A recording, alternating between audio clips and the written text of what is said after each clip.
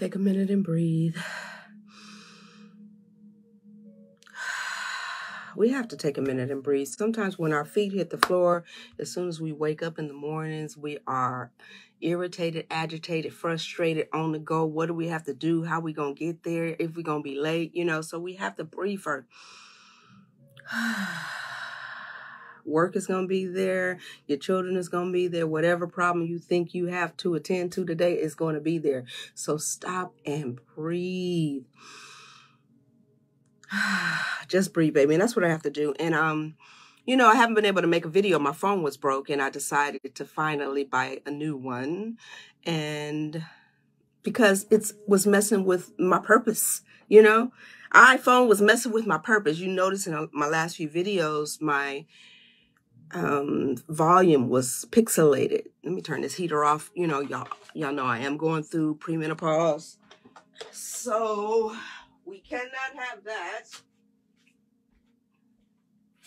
So, and I very rarely go live because I noticed in a lot of the live videos, there was a delay in the voice pattern. So I'm going live today because I want to talk about a lot of things. First of all, my life, my peace. I'm 53 years old. If you know me, you know that I have not had the easiest life. I've had a life of a lot of drama, a lot of trauma that I have had to navigate through to continue to put this smile on my face that I have today. And this is why I do what I do. This is why I write books.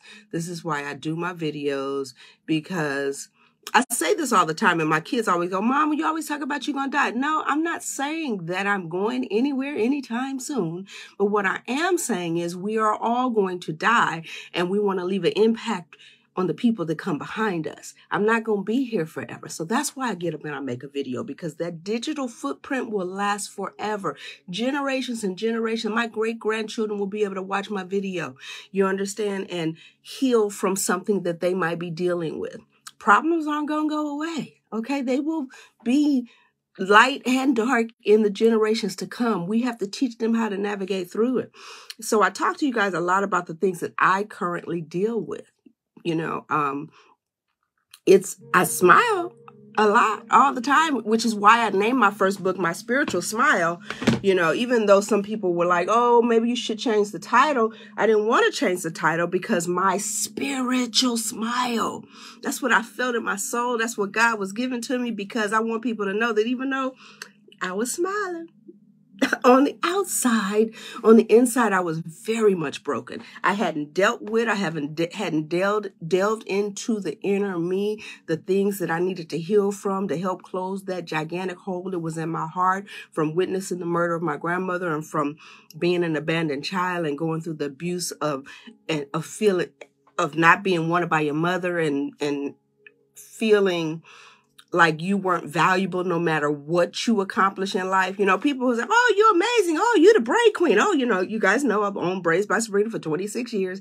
Now it was on Adams Boulevard. Now it's called A New Vision Dreadlock Studio. Because one day, if you've been following me, I was dealing with a medical issue.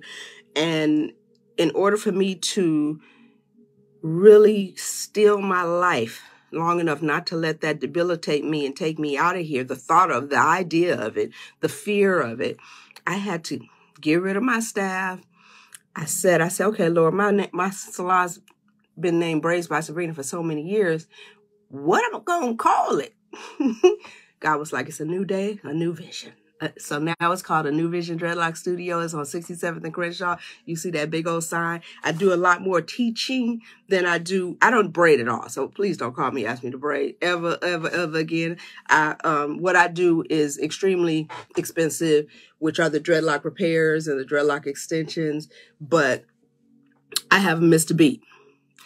And I want people to understand that no matter what, even when you come upon some of the challenges in life, no matter what, you were sent here for a reason. So we don't know what's next. Okay. I want everybody, every religious leader, every denomination to know we have no idea what is next once we leave this body. Once we die and go on, we can speculate, we can believe this, that, and the other, but we don't know. So stop believing that you're supposed to suffer here to one day make it into heaven. You're supposed to create heaven here for yourself. And that's exactly what I'm going to do for the rest of my life. And I want you to do it too. So I'm writing a new book. My second book is called Your Mind is Magic, because your mind is magic, baby. Our mind is magic. Everything you ever suffered from after it happened, every bad memory, all reoccurring trauma, it's all in your mind. You're replaying it. You understand that horrible incident, whatever happened to you. I'm so sorry, but it happened that one day, that time. And every time you thought of it, you are creating hell for yourself on earth. Every time we continue to stay in a negative spot in our lives and continue to be upset with people, argue with people, not forgive people, you mad, you driving in traffic, you talking, you're in hell in that moment. You are in hell. We have to create heaven on earth. Your mind is absolutely magic. And I want you to start to use your mind. Your mind is a gift from God. Let's be clear. Our mind, our amazing, expansive imagination is a gift from God. You can create a wonderful life for yourself, but it starts with a thought. So those are my first two books. My third book, I'm not going to tell you the title yet. However, it should be out in the next 6 months. And it, of course, is a self-help book as well. And I literally continue to walk you through the practical tools that I use to change my life, to continue to stay positive, because it's not easy. I come up against a lot. Y'all know how I was just slaughtered on the internet when I went on that People's Court, and people was like, oh, your forehead too big. Oh, your hairline receded. All this kind of stuff. All this major. And yeah, that's why I let my little curls, they coming back. And that's why I just let them sit here, because y'all destroyed me on the end. They just sit here. I put juices and berries and stuff on it, but they are finally growing back. But this is the thing. If they had not have come back, I still got to love myself. And that's the lesson. You understand? Beauty fades. You know how many times we done picked up that cell phone and it was facing us and we didn't know it was ready for us and we noticed we had a double chin. Who was that? That's you, boo. And you got to love you no matter what. So there's a lesson in everything. As hurtful as many things that I've been through, as hurtful as they are, I'm always looking for the lesson. Okay, Lord, what is it you want me to learn? He need me to know that, you know what, baby, you are great. You are amazing. I don't give a darn what people say. I don't care what somebody got to say. I don't care how the signs of aging start to show up. You got to love you because you are great. And I got a purpose for your life. And I want all women and men to understand that as well. This body is a shell that is going to slowly break down day by day. Okay. And to be honest, instead of fighting that, understand and accept that, because millions didn't make it. Millions didn't make it to 53. Millions didn't make it to 60. Millions didn't make it. You understand? So when you look and you see and you like, oh Lord, my nose spreading, my double chin, my hairline receding, what do I do? Jesus, I'm this. No, you are amazing and you're still here. You understand? We have to love ourselves. We say that, people casually throw that out. Oh, love yourself. Oh, I love myself. Oh, I love myself. But deep down, we don't. We loathe certain parts of us. We're trying to fix certain parts of us. We're like, oh no, I'm getting fat. I go through it all the time. You understand? When we I got super like fat cheeks, that little baby face. You know what happens to that little baby face as it ages? It starts to shrink like this. And then you understand? So we got to love that no matter what. I got to be like, hey, I'm still here though. I'm still here. And I refuse to get up every day of my life and put my own self down. And I don't want any of you to do that either. I don't want none of y'all. I want you to love yourself, man, woman, or child, because there are children, our babies, who just don't seem to be as strong as us, that are taking their own lives behind cyberbullying, behind getting put down at school, behind being told they fat, behind being told they ugly, behind there's still the dark skin, light skin issue in the world. You understand? We got to encourage ourselves and make sure we are strong mentally, emotionally, so we can uplift these children, because they are the next generation. You understand? We're not going to be here. Y'all, I just want y'all to accept that one thing. You are going to die, period. You're going to die. So prepare for that. Prepare for your children and your children's children, your children's children. Leave something here. That's why these books exist, because I want to leave something here. So the generations that come behind us, they're going to need something else. This world got something negative in store. You understand? And we won't be here to pick our babies up all the time. We won't be here to encourage them and push them. We got to leave them with tools to encourage themselves. So my third book is coming, and it's coming in record time. Y'all see me all in the library. I done joined the senior center. I done found place. Look, it started as a joke. So my daughter was like, oh, look at this Inglewood Senior Center. Ha, ha, ha, ha. You should go to the senior center. So I went on over there, right? Not knowing that you only had to be 50. Honey, I done made so many friends. I love old people. I always have. I love the wisdom, the kindness, and some of them are mad, didn't do what they were supposed to do, didn't marry who they were supposed to marry. So some of them angry, but the loving, kind ones that embrace you was like, come on here, baby. I love it. I done took Tai Chi classes, line dancing classes, all over at the Inglewood Senior Center. Y'all better go join.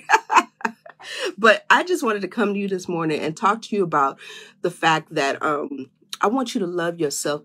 I want you to find the peace and it's something you have to continuously work on. It's a learned behavior. There's always going to be something or somebody in your life that's going to pop up and try to disrupt that peace. And I'm 53. You can't disrupt my peace. Everybody in my life that has attempted to disrupt my peace is no longer a part of my life. And people might be like, say, oh, you always getting rid of people. Listen, I'm not getting rid of them because I'm any better than them. I'm getting rid of them because they disrupt my peace. Because God bless them. I could pray for you for a distance, but you can't be a part of my world with that drama. You can't be a part of my world with that negativity. Every time I get on the phone with you, it's like, oh, girl, I don't want to hear it. And I don't want you pulling me into it. You know, we all human, and sometimes we nosy and we be like, what? I don't want to hear it. I'm too old for that. You know, girl, let's go to lunch. Let's go have something positive. Let's go feel the sun glistening all on our faces. Let's go walk on the beach. Let's enjoy life. I don't want to hear that drama, So I have a small circle, and it's probably going to get even smaller. There's some friends that I used to have that I thought was friends that we are not friends, not because I don't love them, just because they are disrupting my peace. So I want to teach you guys, maintain your peace. I don't care how you do it. Don't let anybody tell you that it has to be their way. Let's be clear on that. That's all egotistical stuff. It don't have to be their way, their denomination, no, it doesn't. You don't have to believe.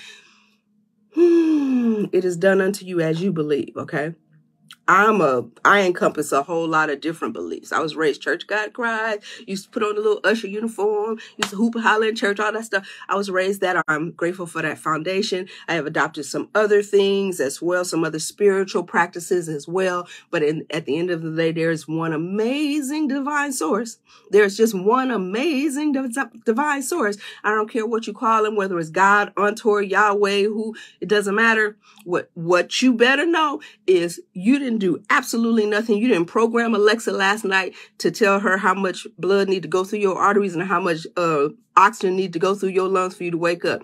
You didn't have nothing to do with that. So clearly there's an amazing divine source, which I choose to call God, that is waking you up. If I scratch the mess out of my arm right now, and I actually hurt myself, and I don't put no alcohol on it, it's going to heal in 3 days anyway.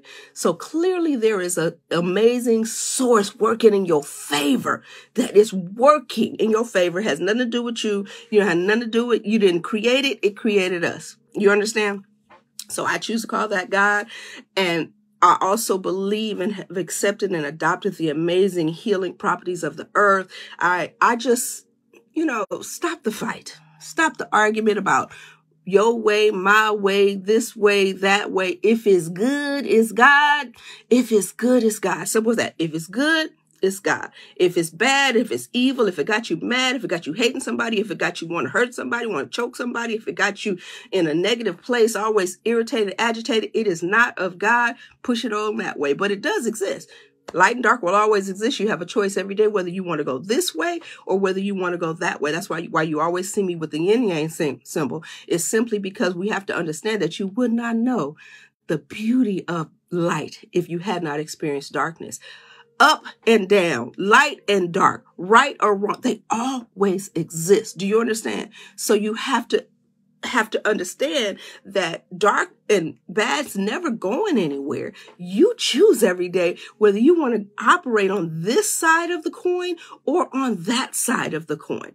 It's a daily choice, no matter how much work you have done, no matter how long you have been spiritual, religious, whatever, and how long you pray, how long you taught yourself to meditate. Each day you decide whether you want to operate on the light side or the dark side. That's the choice and the free will that God has given us. And if it's really just that simple. It's not about whether you go to a specific place every day and on Sundays, on Easter. It's not about that. It's about if you understand that you are having this physical experience and you want to get the absolute best out of it. You are here to learn a lesson and you want to find the positive in every situation. Because even as horrible as many situations are, there is positive in every situation. You want to stop all that negative self-talk, telling yourself that you can't, you won't be, you don't look good, you not that, you never gonna find love. Knock it off. Nobody walking up to you every day and saying, hey, you this, you never gonna have that, you doing that. You doing that. That's the type of stuff I write about in my books. They're all self-help books. They're all the things I've been through. They're all how I navigated from being a little black girl from Compton, with 2 substance abusers as parents, into this amazing, dynamic, wonderful woman at 53 years old that gets up every day to motivate you. And I will do it till the day I die. I love you guys. I don't go live often because I talk too much. So I want you to just have an amazing day. I want you to love yourself. I want you to embrace the signs of aging and realize, once again, I'm going to sing it here. Go, millions didn't make it. But you was one of the ones that did. I love you guys. Have an absolute best day ever. Sabrina Fisher Reese in 59 seconds.